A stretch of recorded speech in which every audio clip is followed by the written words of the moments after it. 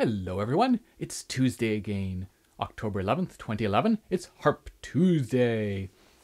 And today I'm going to do the second of a two-part look at muffling and dampening. And last episode I talked about open-handed octaves and muffling with a thumb on the left hand. And today I'm going to talk about both some specific techniques and just some general ideas of muffling. So I'm going to start with a specific technique, and that's sort of the analog of the left hand notes with the open hand and the thumb playing. That sort of staccato sound. And occasionally you'll see that for the right hand, but because we sort of have the body of the harp in the way, it's quite difficult. And of course we're also coming up closer to our body. It's very difficult to play that as an open-handed notes. So what you do instead is going up, you'll use the replacing motion to muffle the previous note. So you're playing with two, and you're going to come back, and as you place this A, you're going to use that knuckle, that finger, to muffle the note that's just been played.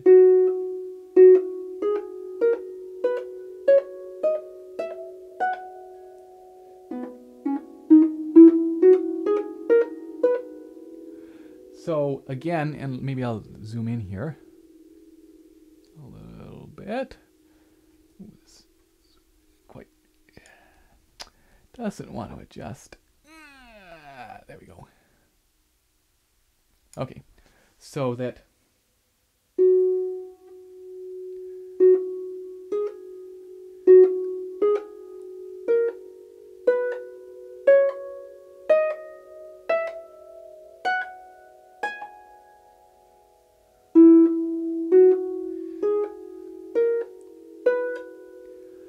again, it's you're coming in, you're placing this, and normally, of course, we would try to avoid nicking this string that's ringing, but in this case we're actually trying to stop it. And one of the keys to that is making sure that you stop it in one fell swoop, so to speak, because if you're tentative, you're going to get more of that buzzing sound as it vibrates against your knuckle, whereas if you just quickly muffle it as you place. Let's try zooming in just a tiny bit further.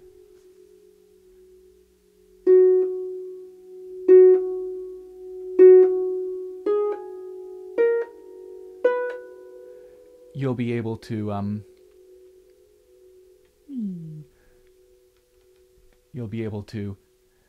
muffle it without much of a buzzing sound, and just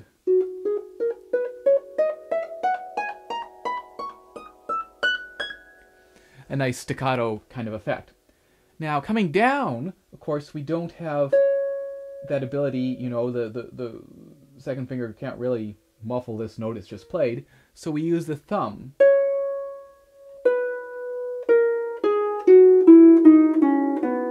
Where the thumb is placing to muffle, and again, fairly firmly and quickly.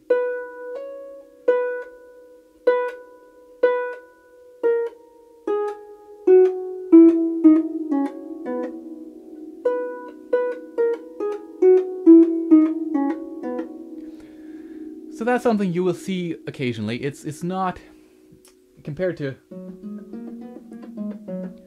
the ease with the left hand. It's a little more awkward and not something that you necessarily come across every day, but it's certainly good to know how to do that. And sort of in the same idea, sometimes we'll get staccato chords or notes where we're going to muffle it by just replacing on those strings that we've just played. So you might have, so that instead of letting that ring, you're muffling it. Rather than doing a big muffle of everything, you're just replacing as if you're going to go and play again.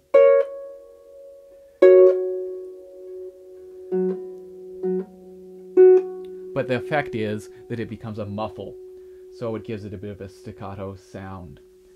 Then let's look at something where the arranger or composer has marked specific muffled notes. You'll get this occasionally, where they mark muffled notes for specific fingers, so that again it's not a case of maybe a muffle here or a bass muffle here, you know,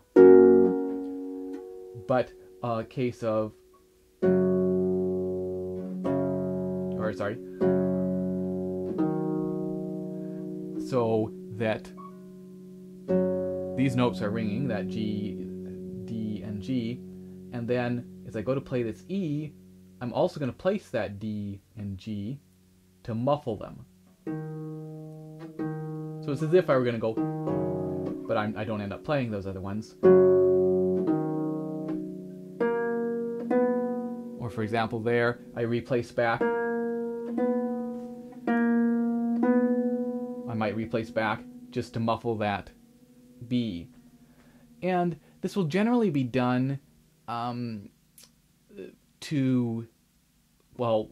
sometimes just to make sure things stay somewhat clean, so that you might have, and this is more applicable in the bass, when there's some notes ringing that you don't really want to have ringing, or maybe notes from a chord that you've changed from, maybe you've played a G chord, some G chords, and you've got some stuff ringing, and now you're changing to a C chord, and you want to make sure to muffle maybe that B and D, but you don't mind the G still ringing because it's part of the C chord. Who knows, but just getting rid of some extraneous stuff where you want to be specific, so that's sometimes why people will use that. And the other reason is because of lever changes or pedal changes, where you've played a string and you're going to change that, and you don't want that string to still be ringing while you change it. So, you know, you might have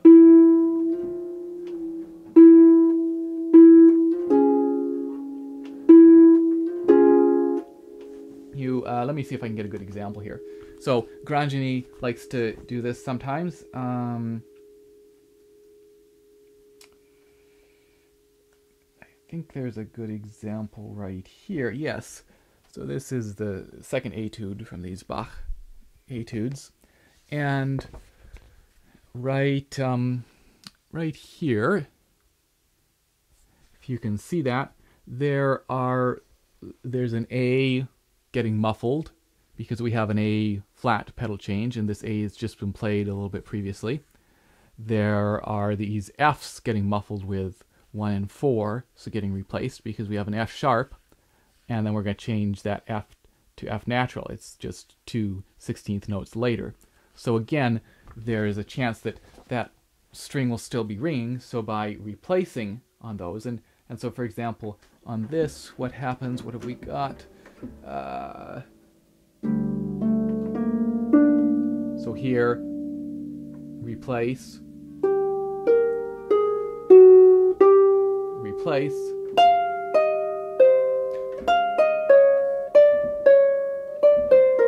wow, whatever it is.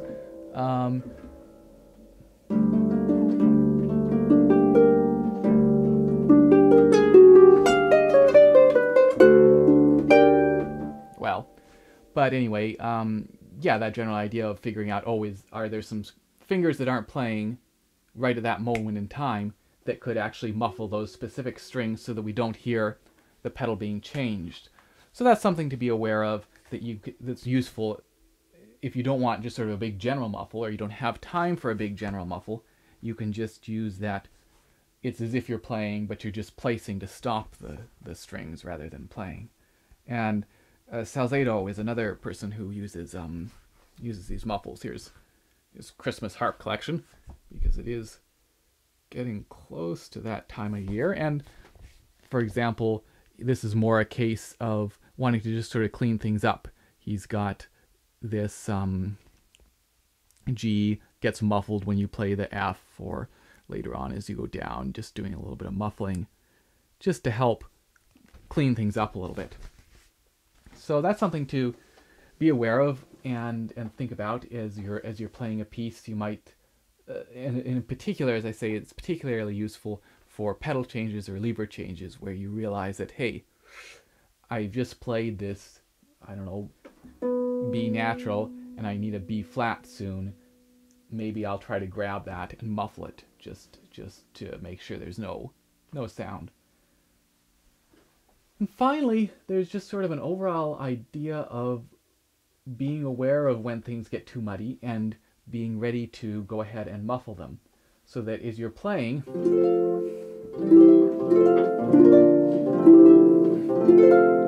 always be aware of when there's a chance, for example, for your left hand just to go down and grab some of these lower strings and muffle them.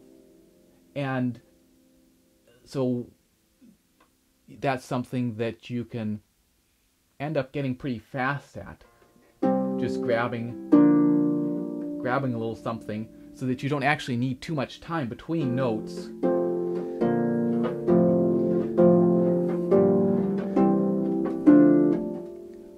And going down and muffling something. You can also, as you're playing, you can do things like sometimes you'll want to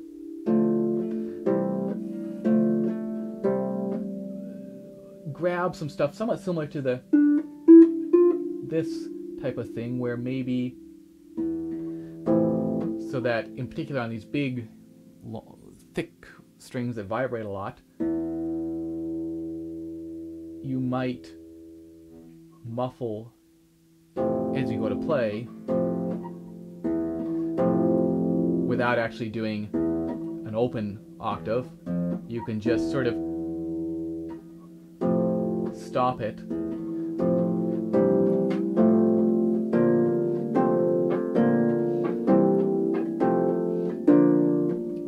so rather than sometimes trying to sneak in and play that next chord without stopping the previous notes, sometimes it's cleaner to actually stop them. And again, the key there is to make sure it's not a case of, kind of half-heartedly stopping them, of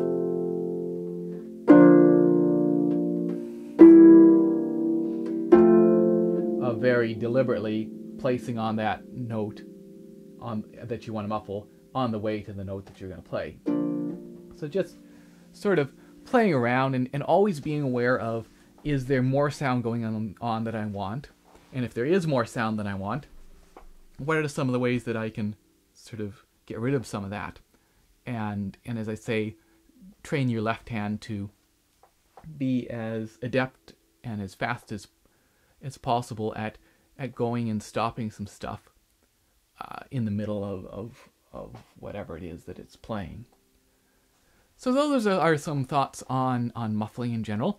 I'll leave you with one other little thing that I actually saw at the World Harp Congress, and that is that, and this is particularly applicable to, or I guess pretty much only applicable to, pedal harps, but I saw this, a couple people were doing, when they were playing Baroque music that didn't need some of the lower notes, they were winding something through the strings to actually muffle those strings so that you didn't get that sympathetic vibration. So I haven't found a great solution, but just for practice I can use this little cloth and wind it. I'm working on a Bach partita right now that only goes down to this B, so that now there's a lot less resonance than there normally would be, and because Bach, this keyboardy style stuff where there's often, lots of fast stuff, which, that gets really muddy, and there's not really anything we can do while we're playing it because it's fast. You can't be going,